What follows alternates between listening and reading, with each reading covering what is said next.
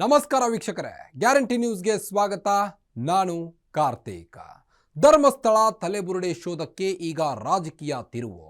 ನಾನು ಹಿಂದೂ, ನೀನು ಹಿಂದೂ, ನಾವೆಲ್ಲರೂ ಹಿಂದೂ ಅನ್ನೋ ಘೋಷಣೆಗಳು, ಆಡಳಿತ ಪ್ರತಿಪಕ್ಷಗಳ ನಡುವೆ ಹಿಂದೂ ಪೈಪೋಟಿ. ಧರ್ಮಸ್ಥಳದ ಅಪಪ್ರಚಾರದ ವಿರುದ್ಧ ವಿಪಕ್ಷ ಕೆಂಡ, ಆಡಳಿತ ಪಕ್ಷ ಅಖಂಡ. ಇದೇ ಈ ಹೊತ್ತಿನ ವಿಶೇಷ. ಕಾಂಗ್ರೆಸ್ ಹಿಂದುತ್ವ.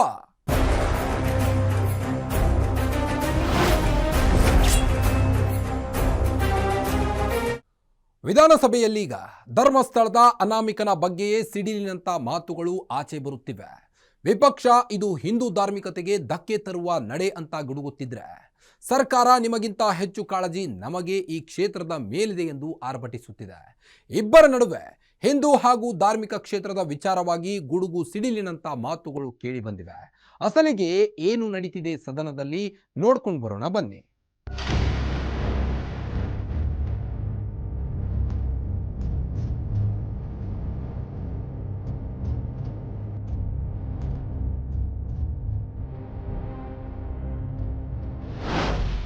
ಇದರಿಂದ ಇರುವಂತಹ ಗ್ಯಾಂಗ್ ಯಾವುದು? ಆ ಮುಖ್ಯಮಂತ್ರಿಗಳನ್ನ ಸರೌಂಡ್ ಆಗಿರುವಂತ ಗ್ಯಾಂಗ್ ಯಾವುದು? ಮುಖ್ಯಮಂತ್ರಿಗಳ ಆಫೀಸಲ್ಲಿ ಅದಕ್ಕೆ ಪ್ರೇರಣೆ ಕೊಡ್ತಕ್ಕಂಥ ಗ್ಯಾಂಗ್ ಯಾವುದು? ಅರ್ಥ ಮಾಡ್ಕೊಳ್ಳಿ ಅಧ್ಯಕ್ಷರೇ.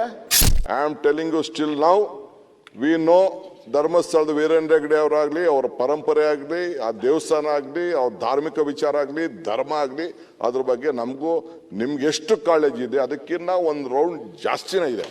ಪೊಲೀಸ್ ಸ್ಟೇಷನ್ಗೆ ಒದ್ದು ಒಳಗಾಕಿ ಹುಷಾರ್ ಹಿಂದೂ ಧಾರ್ಮಿಕ ಕೇಂದ್ರದ ಬಗ್ಗೆ ಮಾತಾಡಿರೋ ಹುಷಾರ್ ಅಂತ ಹೇಳಿದ್ರೆ ಹೌದಪ್ಪ ಅಂತ ನಿಮ್ ಸರ್ಕಾರನ ಹೇಳ್ತಾ ಇದ್ದೆ. ನೀವು ಅಸಹಾಯಕರಾಗಿ ಕುತ್ಕೊಂಡಿದ್ದೀರಿ. ಇಡೀ ಸರ್ಕಾರ ಯಾರು ಏನ್ ಬೇಕಾದ್ರೂ ಮಾಡಿ ನನಗೆ ಹೇಳಿದಲ್ಲ, ಬಾಹುಬಲಿ ಬೆಟ್ಟದ ತನಕ ಹೋಗಿದ್ರಿ ನೀವು ಗುಂಡಿ ತೆಕ್ಕೊಂಡು. ಇದಕ್ಕಿಂತ ಒಂದು ಅಪಮಾನ ಬೇಕೇನೊಂದು ಕ್ಷೇತ್ರಕ್ಕೆ? ಇಂತಹ ವಿಚಾರದಲ್ಲಿ ಇವತ್ತು ಹಿಂದೂಗಳ ಭಾವನೆಗೆ ಧಕ್ಕೆ ಬರ್ತಕ್ಕಂಥ ಸಂದರ್ಭಗಾಗಲೇ ಸೃಷ್ಟಿಯಾಗಿದೆ. ಇವತ್ತು ರಾಜ್ಯ ಸರ್ಕಾರ ಎಚ್ಚೆತ್ತುಕೊಂಡು ಏನು ಎಲ್ಲ ಸದಸ್ಯರು ಇವತ್ತು ಹೇಳಿದ್ದಾರೆ, ಇದು ಯಾವುದೋ ಒಂದು ಹಿಟ್ ಅಂಡ್ ರನ್ ಕೇಸ್ ಆಗೋದಕ್ಕೆ ಮಾನ್ಯ ಗೃಹ ಸಚಿವರು ರಾಜ್ಯ ಸರ್ಕಾರ ಬಿಡಬಾರ್ದು. ಹಿಂದೂಗಳ ದೇವರುಗಳನ್ನು ಅಪಮಾನ ಮಾಡುವಂಥದ್ದು ಇವತ್ತಿಂದಲ್ಲ. ಸದನದಲ್ಲಿ ಸಿಡಿದ ಧರ್ಮಸ್ಥಳದ ಗುಂಡಿ ತೆಗೆಯುವ ಕೇಸ್. ಹೌದು, ಇಷ್ಟು ದಿನ ಸಾಮಾಜಿಕ ಜಾಲತಾಣಗಳಲ್ಲಿ, ಮೇನ್ ಸ್ಟ್ರೀಮ್ ಮಾಧ್ಯಮಗಳಲ್ಲಿ ದೊಡ್ಡದೊಂದು ಚರ್ಚೆ ಹುಟ್ಟು ಹಾಕಿದ್ದ ಧರ್ಮಸ್ಥಳದ ಕೇಸ್ ಈಗ ವಿಧಾನಸಭೆ ಹಾಗೂ ವಿಧಾನ ಪರಿಷತ್ನಲ್ಲಿಯೂ ಕೂಡ ಪ್ರತಿಧ್ವನಿಸಿದೆ. ಧರ್ಮಸ್ಥಳದ ರಕ್ಷಣೆ, ಶ್ರದ್ಧೆಯ ವಿಚಾರಗಳು ಮಾರ್ಧನಿಸಿವೆ. ಹಿಂದೂ ರಕ್ಷಣೆ, ಭಕ್ತಿ ಆಸ್ಥೆಯ ರಕ್ಷಣೆಯ ವಿಚಾರವಾಗಿಯೂ ರಣಭಯಂಕರ ಚರ್ಚೆಗಳು ನಡೆದಿವೆ. ಅದರಲ್ಲೂ ಹಿಂದೂ ಧರ್ಮದ ವಿಚಾರ ಸಿಡಿಲಿನಂತೆ ಸಿಡಿದಿದೆ.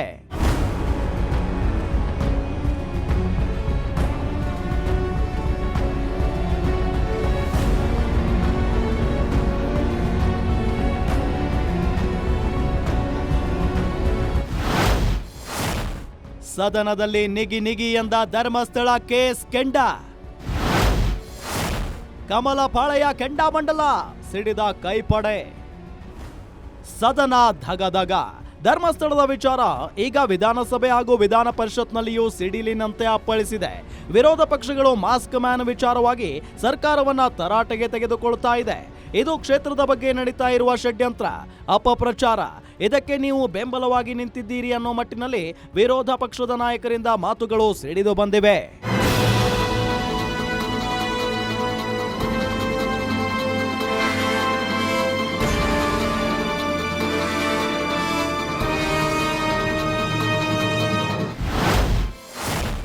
ಅಪಪ್ರಚಾರದ ವಿರುದ್ಧ ಸುನಿಲ್ ಕುಮಾರ್ ಕಿಡಿ.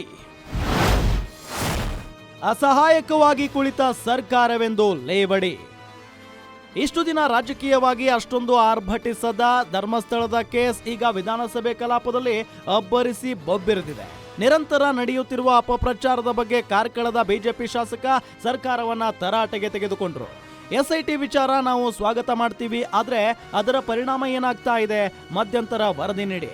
ಸೋಷಿಯಲ್ ಮೀಡಿಯಾಗಳಲ್ಲಿ ಹಬ್ಬುತ್ತಿರುವ ಅಪಪ್ರಚಾರದ ಬಗ್ಗೆ ಸರ್ಕಾರ ಯಾವ ಕ್ರಮ ಕೈಗೊಂಡಿದೆ ಅಂತ ಗುಡುಗಿದ್ರು. ಇಷ್ಟೆಲ್ಲ ದೊಡ್ಡ ಕೆಟ್ಟ ಅಪಪ್ರಚಾರಗಳು, ನಮ್ಮ ಬಹಳ ಅಪಪ್ರಚಾರ ನಮ್ ನೋಡಕ್ಕಾಗಲ್ಲ. ಅದು ಅಷ್ಟು ಅಪಪ್ರಚಾರ ನಡೆದಾಗ ಒಂದು FIR ಮಾಡಿಲ್ಲ ಸರ್ ಜಿಲ್ಲಾಡಳಿತ, ಒಂದು ಸರ್ಕಾರ ಮಾಡಲಿಲ್ಲ. ಇವತ್ತು ಭಾಷಣದಲ್ಲಿ ನಾನು ಬಹಳ ಅದ್ರ ಜೊತೆಗಿದ್ದೀನಿ ಅಂತಂದ್ರೆ ಆಗಲ್ಲ, ಕೃತಿನಲ್ಲಿ ಬರಬೇಕಲ್ಲ. ನಾನು ಭಾಷಣದಲ್ಲಿ ಹೌದು ಹಂಗೆ ಮಾಡ್ತೀನಿ ಅಂತಂದ್ಬಿಟ್ರೆ ನಾಳೆ ಹೆಡ್ಲೈನ್ ಆಗ್ಬೋದು ಪೇಪರಲ್ಲಿ. ಆದ್ರೆ ಇಲ್ಲೇನು ನಡೆಸಿದ್ರಿ ನೀವು? ಇವತ್ತು ಈ ದಿನ ಬೆಳಿಗ್ಗೆ ಅಲ್ಲಿ ಪ್ರಚಾರ ಅಪಪ್ರಚಾರ ಎಲ್ಲಿಯ ತನಕ ಅಂತಂದ್ರೆ, ನೀವು ಸುಳ್ಳು ಸುದ್ದಿಯ ಬಗ್ಗೆ ಒಂದು ಕಾನೂನು ತರ್ತೀನಿ ಅಂತ ಗೃಹ ಸಚಿವರು ಹೇಳಿದ್ರಿ. ಇದೆಲ್ಲ ಸುಳ್ಳು ಪ್ರಚಾರಗಳು ಆದ ನಂತರ ಕಾನೂನು ತರಬೇಕು ಅಂತ ಹೊರಟಿದ್ದೀರಾ? ಸುಮ್ಮನೆ ಕೂತ್ಕೊಂಡ್ರ? ಅದಕ್ಕೋಸ್ಕರ ಒದ್ದು ಒಳಗಾಕ್ಬೇಕಿತ್ತಲ್ಲ ಯಾರ್ಯಾರು ಹಿಂಗೆ ಧರ್ಮಸ್ಥಳದ ಬಗ್ಗೆ ಮಾತಾಡ್ತೀರಿ ಅಂತ. ಸರ್ಕಾರಕ್ಕೆ ನಾನು ಶಬಾಸ್ಗಿರಿ ಯಾವಾಗ ಕೊಡ್ತಿದ್ದೆ ಅಂತಂದ್ರೆ, ಒಬ್ಬ ಧರ್ಮಸ್ಥಳದ ಬಗ್ಗೆ ಮಾತಾಡಿದಾಗ, ಒಬ್ಬ ಮಂಜುನಾಥನ್ ಫೋಟೋ ಹಾಕೊಂಡು ಮಾತಾಡಿದಾಗ, ಒಬ್ಬ ಕುಟುಂಬದ ಬಗ್ಗೆ ಮಾತಾಡಿ ಅವಹೇಳನ ಮಾಡಿದಾಗ ಪೊಲೀಸ್ ಸ್ಟೇಷನ್ಗೆ ಒದ್ದು ಒಳಗಾಕಿ ಹುಷಾರ್ ಹಿಂದೂ ಧಾರ್ಮಿಕ ಕೇಂದ್ರದ ಬಗ್ಗೆ ಮಾತಾಡಿರೋ ಹುಷಾರ್ ಅಂತ ಹೇಳಿದ್ರೆ ಹೌದಪ್ಪ ಅಂತ ನಿಮ್ ಸರ್ಕಾರನ ಹೇಳ್ತಾ ಇದ್ದೆ. ಧಾರ್ಮಿಕ ಕ್ಷೇತ್ರಕ್ಕೆ ಇದ್ದಕ್ಕಿದ್ದಂತೆ ಅವಮಾನ ಬೇಕಾ? ಆಕ್ರೋಶ ಜ್ವಾಲೆಯಾಗುವ ಮುನ್ನ ಎಚ್ಚೆತ್ತುಕೊಳ್ಳಿ. ಎಸ್, ಧರ್ಮಸ್ಥಳದ ವಿಚಾರವಾಗಿ ಸದನದಲ್ಲಿ ಶಾಸಕ ಸುನಿಲ್ ಕುಮಾರ್ ಅಕ್ಷರಶಃ ಕೆಂಡವಾಗಿ ಹೋಗಿದ್ರು. ಒಂದೊಂದು ಮಾತು ಸಿಡಿ ಗುಂಡಿನಂತೆ ಸಿಡಿಯುತ್ತಿದ್ದವು. ಗುಂಡಿ ಅಗೀತಾ ನೀವು ಬಾಹುಬಲಿ ಬೆಟ್ಟದ ಬುಡಕ್ಕೂ ಹೋಗಿದ್ದೀರಿ ಅಂದ್ರೆ ಏನಿದು ಅರ್ಥ? ಒಂದು ಧಾರ್ಮಿಕ ಕ್ಷೇತ್ರಕ್ಕೆ, ಶ್ರದ್ಧಾ ತಾಣಕ್ಕೆ ಇದಕ್ಕಿಂತ ಅವಮಾನ ಬೇಕಾ? ಇದು ಜ್ವಾಲೆಯಾಗಿ ಹಬ್ಬುವ ಮುನ್ನ ಎಚ್ಚೆತ್ತುಕೊಳ್ಳಿ ಅಂತ ನೇರ ಸಂದೇಶ ಸರ್ಕಾರಕ್ಕೆ ನೀಡಿದ್ರು. ಇವತ್ತು ಇಡೀ ರಾಜ್ಯ ಜನ ರಸ್ತೆಗೆ ಬಂದಿದ್ದಾರೆ. ನಾನು ಅದಕ್ಕೆ ಹೇಳಿದ್ದು, ಬಾಹುಬಲಿ ಬೆಟ್ಟಕ್ಕೆ ಬುಡಕ್ಕೆ ಬಂದಿರುವಂತ ನಿಮ್ ಬುಡಕ್ಕೆ ಬರುತ್ತಿದ್ದು ಆ ಆಕ್ರೋಶ ಬಹಳ ದೊಡ್ಡ ಪ್ರಮಾಣದಲ್ಲಿ ಜ್ವಾಲೆ ಆಗ್ಲಿಕ್ಕಿಂತ ಮುಂಚೆ ನೀವು ತಿರುಪತಿಯನ್ನ ಅವಹೇಳನ ಅವತ್ತು ಮಾಡಿದ್ ನೋಡಿದ್ವಿ, ಶಬರಿಮಲೆಯನ್ನು ಮಾಡಿದ್ ನೋಡಿದ್ವಿ. ಈಗ ಮುಂದಿನ ಟಾರ್ಗೆಟ್ ಧರ್ಮಸ್ಥಳ ಮಾಡ್ಲಿಕ್ಕೆ ಹೊರಟಿದ್ದೀರಿ. ನಾಳೆ ಇನ್ನೇನು ಟಾರ್ಗೆಟ್ ಮಾಡ್ತೀರಾ ಗೊತ್ತಿಲ್ಲ. ಇದೊಂದು ಗ್ಯಾಂಗ್, ಇದು ಅಪಪ್ರಚಾರ ಮಾಡ್ಕೊಂಡು ಮುಂದಕ್ಕೆ ಹೋಗುವಂತ ಒಂದು ಗ್ಯಾಂಗ್ ಇದು. ಹಿಂದೂ ಪರ ಎಂದು ಬಿಂಬಿಸಿಕೊಳ್ಳಲು ಪೈಪೋಟಿ.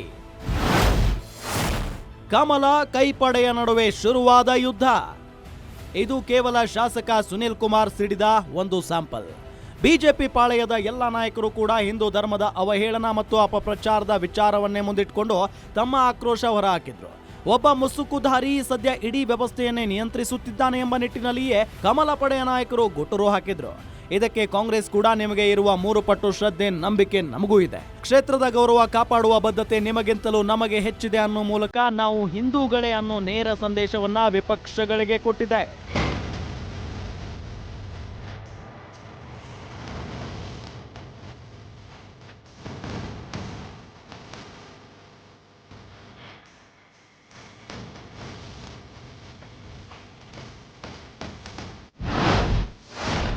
ಹಿಂದೂ ಧರ್ಮವನ್ನೇ ಹಾಳು ಮಾಡುವ ಷಡ್ಯಂತ್ರವಿದು. ಮಾಸ್ಕ್ ಮ್ಯಾನ್ ವಿರುದ್ಧ ಸಿಡಿದೆದ್ದ ಆರ್ ಅಶೋಕ್. ಶನಿ ಶಿಗ್ನಾಪುರ ಆಯ್ತು, ಶಬರಿಮಲೆ ಆಯ್ತು, ತಿರುಪತಿ ಕೂಡ ಆಯ್ತು, ಈಗ ಧರ್ಮಸ್ಥಳ ಟಾರ್ಗೆಟ್. ಇವೆಲ್ಲವೂ ಹಿಂದೂ ಧರ್ಮವನ್ನ, ದೇವಸ್ಥಾನಗಳನ್ನ ಕೆಟ್ಟವು ಎಂದು ಬಿಂಬಿಸಿ ಧರ್ಮವನ್ನೇ ಸರ್ವನಾಶಗೊಳಿಸುವ ಷಡ್ಯಂತ್ರ ಅಂತ ವಿಪಕ್ಷ ನಾಯಕ ಆರ್ ಅಶೋಕ್ ಗುಡುಗಿದ್ರು. ಎಸ್ಐಟಿ ತನಿಖೆ ನಾವು ಸ್ವಾಗತ ಮಾಡ್ತೇವೆ, ಆದ್ರೆ ಇದು ಇಲ್ಲಿಗೆ ನಿಲ್ಲಬಾರದು. ಅವನು ತಿಂದುಂಡು ಆರಾಮಾಗಿದ್ದಾನೆ. ನನಗೆ ಡಿಕೆಶಿಗೆ ಇಲ್ಲದಷ್ಟು ಸೆಕ್ಯೂರಿಟಿ ಅವನಿಗೆ ನೀಡಿದ್ದೀರಿ. ಮುಂದಿನ ದಿನಗಳಲ್ಲಿ ಅವನು ಯಾರು, ಏನಾಗಿದ್ದ, ಅವನ ಉದ್ದೇಶ ಏನಿತ್ತು ಎಂಬುದು ಕೂಡ ಆಚೆ ಬರಬೇಕು ಅಂತ ಆಗ್ರಹಿಸಿದ್ರು. ತಿರುಪತಿ ಆಯ್ತು, ಶನಿ ಮಹಾತ್ಮಂದ ಆಯ್ತು, ಶನಿ ಸಿಂಗಾಪುರ ಆಯ್ತು, ಕೇರಳ ಆಯ್ತು, ಈಗ ಧರ್ಮಸ್ಥಳಕ್ಕೆ ಬಂದಿದ್ದೀರಾ. ಏನು ಅಂತಂದ್ರೆ ಹಿಂದೂಗಳ ದೇವರು ಸರಿ ಇಲ್ಲ, ಹಿಂದೂಗಳ ದೇವರು ಸರಿ ಇಲ್ಲ. ಇವನ್ನೆಲ್ಲ ಮುಗಿಸ್ಬಿಟ್ರೆ ಈ ಧರ್ಮವನ್ನೇ ಹಾಳು ಮಾಡ್ಬಿಡ್ಬೋದು, ಹಿಂದೂ ಧರ್ಮವನ್ನೇ ಹಾಳು ಮಾಡ್ಬಿಡ್ಬೋದು. ಈ ಪಿತೂರಿ ಇಟ್ಕೊಂಡು ಮಾಡ್ತಾ ಇರೋದು ಇದು. ಇಲ್ಲ ಅಂದ್ರೆ ಅವನು ಯಾರೋ SITಗೆ ರಚನೆ ಮಾಡ್ತಾರೆ, ಅವನು ಯಾರೋ ಕಂಪ್ಲೇಂಟ್ ಮೇಲೆ ಮುಖ್ಯಮಂತ್ರಿಗಳು ಅಂದ್ರೆ ಹಂಗಾರೆ 100 ಕಂಪ್ಲೇಂಟ್ ಕೊಡ್ತಾರೆ. ದಿನ ನನ್ನ ಹತ್ರನೂ ಬರ್ತಾರೆ, CBI ತನಿಖೆ ಕೊಡಿ, CBI ತನಿಖೆ ಕೊಡಿ, ED ಕೊಡಿ, ಅದು ಕೊಡಿ, ಇದು ಕೊಡಿ ಅಂತಾರೆ. ಏನೆಲ್ಲ ಕೊಟ್ಬಿಡ್ತೀರಾ ನೀವು? ಆಧುನಿಕ ಮೊಘಲರಿಂದ ಹಿಂದೂ ನಾಶಕ್ಕೆ ಷಡ್ಯಂತ್ರ. ಸದನದಲ್ಲಿ ಅಬ್ಬರಿಸಿದ ಹಿಂದೂ ಫೈರ್ ಬ್ರ್ಯಾಂಡ್. ಕರ್ನಾಟಕದಲ್ಲಿ ಹಿಂದೂ ಫೈರ್ ಬ್ರ್ಯಾಂಡ್ ಅಂತಲೇ ಗುರುತಿಸಿಕೊಂಡಿರುವ ಯತ್ನಾಳ್ ಕೂಡ ಸದನದಲ್ಲಿ ಹಿಂದುತ್ವದ ಕಾರ್ಡ್ ಪ್ಲೇ ಮಾಡಿದ್ರು. ಸದ್ಯ ಧರ್ಮಸ್ಥಳದಲ್ಲಿ ನಡೀತಾ ಇರುವ ಎಲ್ಲಾ ಬೆಳವಣಿಗೆಗಳು ಕೂಡ ಆಧುನಿಕ ಮೊಘಲರ, ಖಿಲ್ಜಿಗಳ ಸಂತತಿಯಿಂದಲೇ ನಡೆದಿದೆ. ವಿದೇಶದಿಂದ ಹರಿದು ಬರ್ತಾ ಇರುವ ಬಂಡವಾಳ ಬಳಸಿಕೊಂಡು ಅವರು ನಮ್ಮ ಧಾರ್ಮಿಕ ಕ್ಷೇತ್ರಗಳ ಹೆಸರನ್ನ ಹಾಳು ಮಾಡುವ ಗುರಿಯನ್ನ ಹೊಂದಿದ್ದಾರೆ ಅಂತ ಗುಡುಗಿದ್ರು. ಈಗ ಆಧುನಿಕ ಮೊಘಲರು, ಆಧುನಿಕ ಅಲಾವುದ್ದೀನ್ ಖಿಲ್ಜಿಗಳು, ಇವ್ರ ಒಂದು ಸಂತತಿ ಏನಿದೆ, ಅದೇ ಸಂತತಿ ಇಡೀ ದೇಶದಲ್ಲಿರುವಂಥ ಹಿಂದೂ ಧರ್ಮದ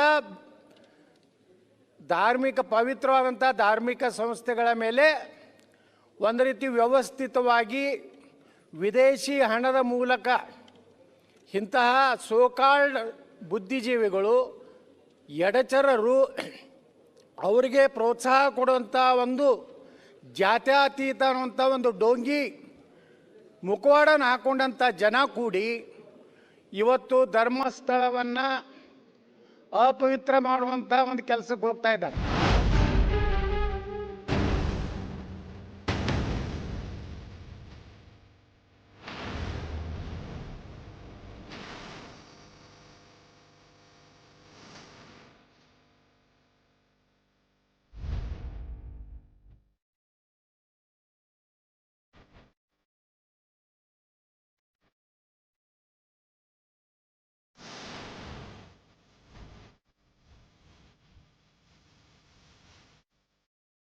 ಬಿಜೆಪಿ ಹಿಂದೂ ಹಾಗೂ ಹಿಂದುತ್ವದ ದಾಳ ಸದನದಲ್ಲಿ ಉರುಳಿಸಿದ್ರೆ ಇತ್ತ ಕಾಂಗ್ರೆಸ್ ಕೂಡ ನಾವೇನು ಕಮ್ಮಿ ಇಲ್ಲ ಅನ್ನೋ ಮಟ್ಟಕ್ಕೆ ಕೌಂಟರ್ ಕೊಟ್ಟಿತ್ತು. ಅದರಲ್ಲೂ ಡಿಕೆ ಶಿವಕುಮಾರ್ ಬಿಜೆಪಿಯ ಒಂದೊಂದು ಆರೋಪಕ್ಕೆ ಕೌಂಟರ್ಗಳ ಮೇಲೆ ಕೌಂಟರ್ ಕೊಟ್ಟರು. ಲಕ್ಷ್ಮೀ ಹೆಬ್ಬಾಳ್ಕರ್ ಸೇರಿ ಅನೇಕ ಸಚಿವರು ಬಿಜೆಪಿಗೆ ಮರುಗುನ್ನ ಹೊಡೆದರು. ಹೇಗಿತ್ತು ಕಾಂಗ್ರೆಸ್ನ ಹಿಂದುತ್ವದ ವಾದ? ಇಲ್ಲಿದೆ ಡೀಟೇಲ್ಸ್.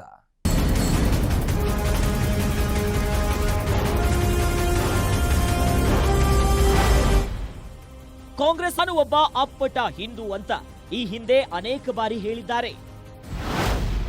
ನಾನು ಅಪ್ಪಟ ಹಿಂದೂ,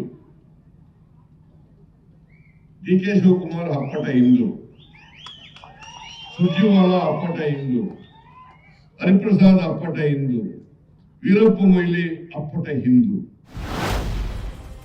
ಸದ್ಯ ಈ ಹಿಂದೂ ಹಾಗೂ ಹಿಂದುತ್ವದ ವಿಚಾರ ಮತ್ತೆ ರಾಜ್ಯ ರಾಜಕಾರಣದಲ್ಲಿ ಮುನ್ನೆಲೆಗೆ ಬಂದಿದೆ. ಅದಕ್ಕೆ ಕಾರಣ ಹಿಂದೂಗಳ ಧಾರ್ಮಿಕ ಶ್ರದ್ಧಾ ಕೇಂದ್ರವಾದ ಧರ್ಮಸ್ಥಳದ ವಿಚಾರ. ಈಗಾಗಲೇ ಧರ್ಮಸ್ಥಳದ ಮೇಲೆ ದೊಡ್ಡ ಮಟ್ಟದಲ್ಲಿ ಅಪಪ್ರಚಾರ ಆಗುತ್ತಿದೆ ಅನ್ನೋ ಆರೋಪಗಳು ಕೇಳಿ ಬರುತ್ತಿದ್ದವು. ಈಗ ಅದಕ್ಕೆ ರಾಜಕೀಯ ತಿರುವು ಸಿಕ್ಕಿದೆ. ಅದೇ ವಿಚಾರವೀಗ ಕಲಾಪದಲ್ಲಿ ಚರ್ಚೆಯಾಗುತ್ತಿದೆ.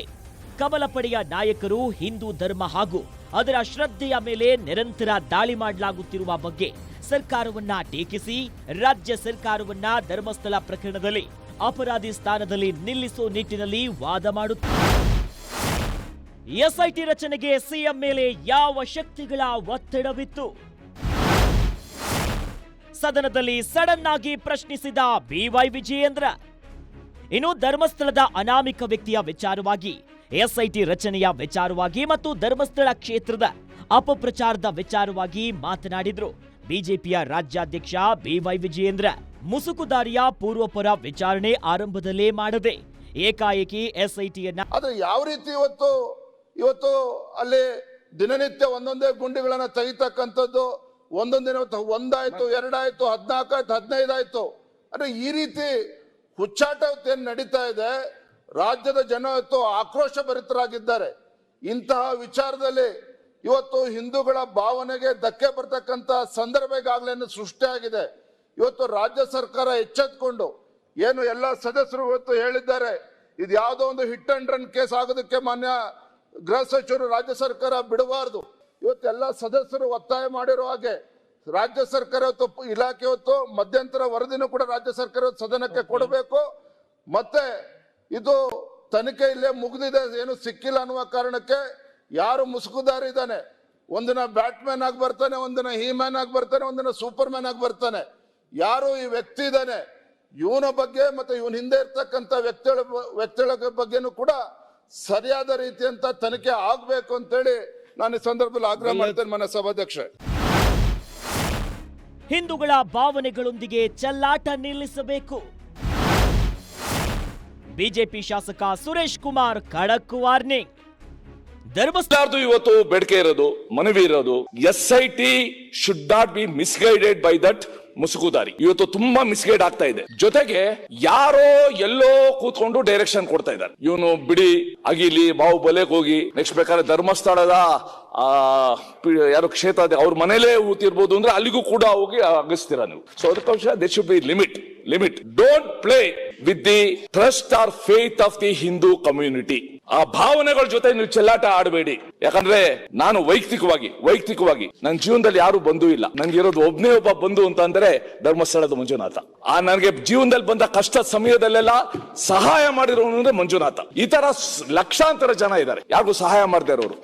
Don't play with their emotions, faith. ತಕ್ಷಣ ಈ SIT ಅವನ ಹುಚ್ಚಾಟಕ್ಕೆ SIT ಬಲಿ ಆಗೋದ್ ಬೇಡ. ನಮ್ಮ ಪೊಲೀಸವ್ರಿಗೂ ಘನತೆ ಇದೆ, ಗೌರವ ಇದೆ, ಅವ್ರ ಕ್ಷಮತೆ ಇದೆ.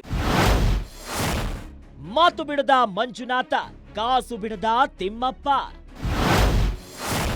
ಕೇಸರಿ ಪಾಳೆಯದ ನಾಯಕರ ಮಾತಿಗೆ DKಶಿ ಪಂಚ್.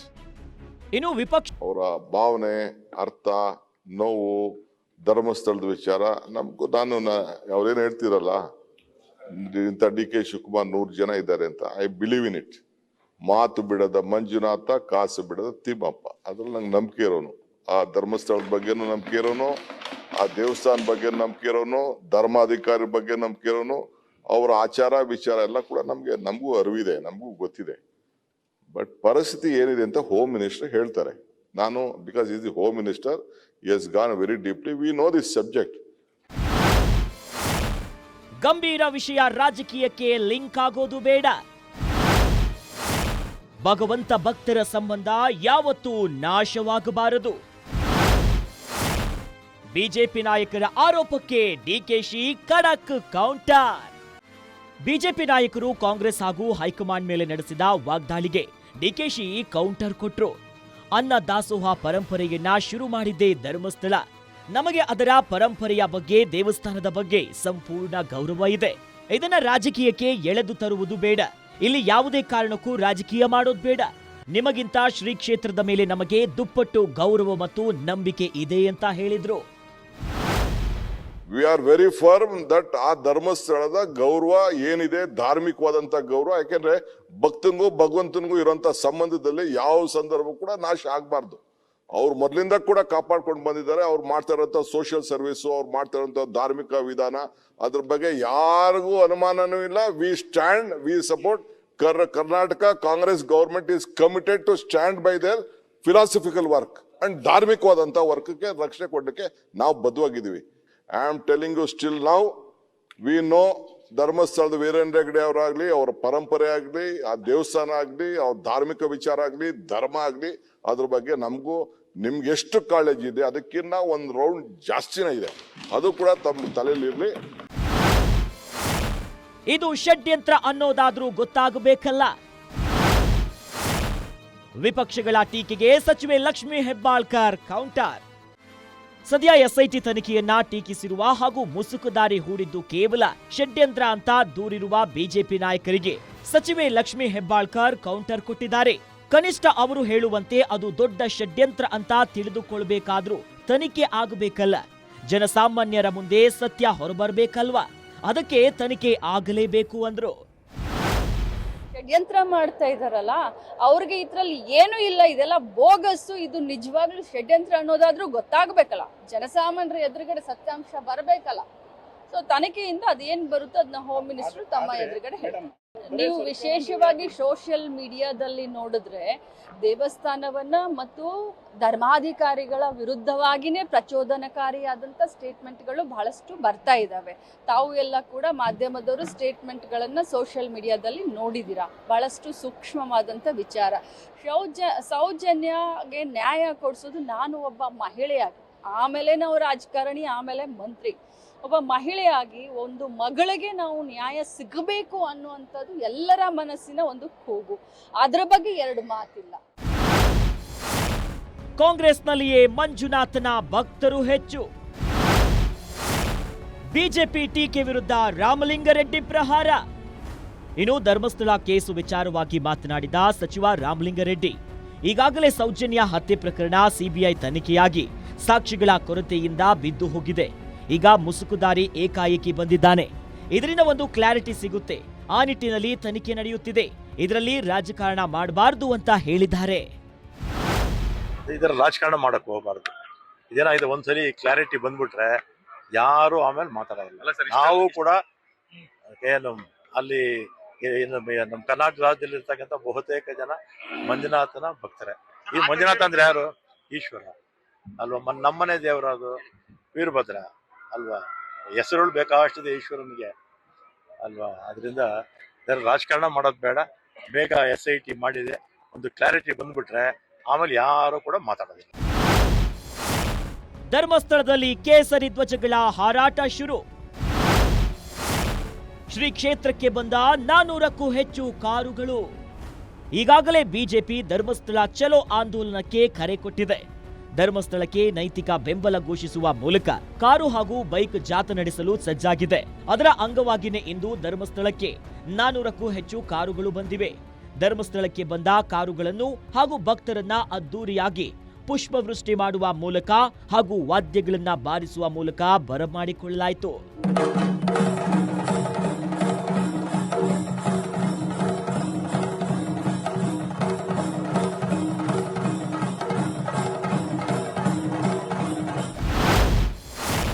ಬಿಜೆಪಿ ಈ ವಿಷಯದಲ್ಲಿ ರಾಜಕೀಯ ಮಾಡಬಾರದು.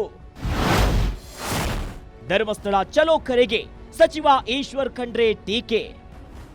ಇನ್ನು ಧರ್ಮಸ್ಥಳ ಚಲೋ ಕರೆ ನೀಡಿರುವ ಬಿಜೆಪಿ ನಾಯಕರ ವಿರುದ್ಧ ಸಚಿವ ಈಶ್ವರ್ ಖಂಡ್ರೆ ಬೇಸರವನ್ನ ವ್ಯಕ್ತಪಡಿಸಿದ್ದಾರೆ. ಬಿಜೆಪಿಯವರು ಪ್ರತಿಯೊಂದರಲ್ಲಿ ರಾಜಕೀಯ ಮಾಡೋದು ನಿಜಕ್ಕೂ ಅಕ್ಷಮ್ಯ. ನಮಗೆ ಧರ್ಮಾಧಿಕಾರಿಗಳ ಬಗ್ಗೆ ಗೌರವ ಇದೆ, ಆದರೆ ಧಾರ್ಮಿಕ ಸಂಸ್ಥೆ ಯಾರದೇ ಜಹಾಗೀರು ಸ್ವತ್ತು ಆಗಲು ಸಾಧ್ಯವಿಲ್ಲ.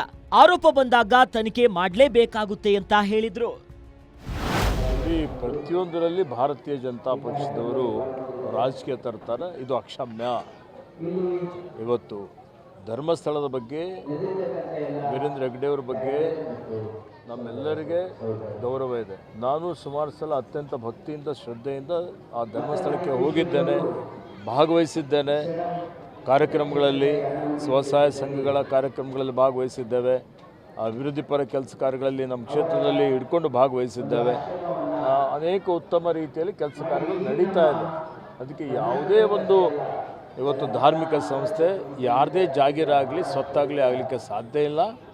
ಇವತ್ತು ಅದಕ್ಕೆ ಎಲ್ಲಿ ಒಂದು ಆರೋಪ ಬಂತದ್ದು ಏನು ಇವತ್ತು ಸತ್ಯಾಸತ್ಯತೆ ಇದೆ, ಅದನ್ನು ನೋಡಿಕೊಂಡು ಪಾರದರ್ಶಕವಾಗಿ ಇವತ್ತು ಸರ್ಕಾರ ಈಗಾಗಲೇ ಅದ್ರ ಬಗ್ಗೆ ತೀರ್ಮಾನ ಮಾಡ್ತದೆ.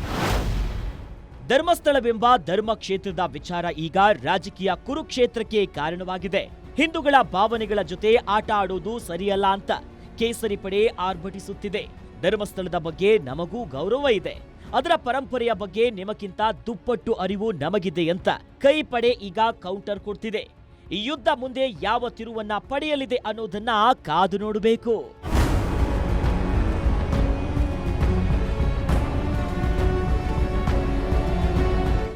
ನೋಡಿದ್ರಲ್ಲ, ಮುಸುಕುದಾರಿಯ ತಲೆಬುರುಡೆ ಪ್ರಕರಣ ಈಗ ಯಾವ ರೀತಿಯ ರಾಜಕೀಯ ತಿರುವು ಪಡೆದುಕೊಳ್ತಾ ಇದೆ ಅಂತ. ನಾವು ಹಿಂದೂ ಅಂತ ರಾಜಕೀಯ ಪಕ್ಷಗಳು ಹೇಗೆ ಕಿತ್ತಾಡ್ತಿವೆ ಅಂತ. ಇದಾಗಿತ್ತು ಈ ಹೊತ್ತಿನ ಗ್ಯಾರಂಟಿ ಸ್ಪೆಷಲ್. ನೋಡ್ತಾ ಇರಿ ಗ್ಯಾರಂಟಿ ನ್ಯೂಸ್, ಸುದ್ದಿ ಖಚಿತ, ನ್ಯಾಯ ನಿಶ್ಚಿತ.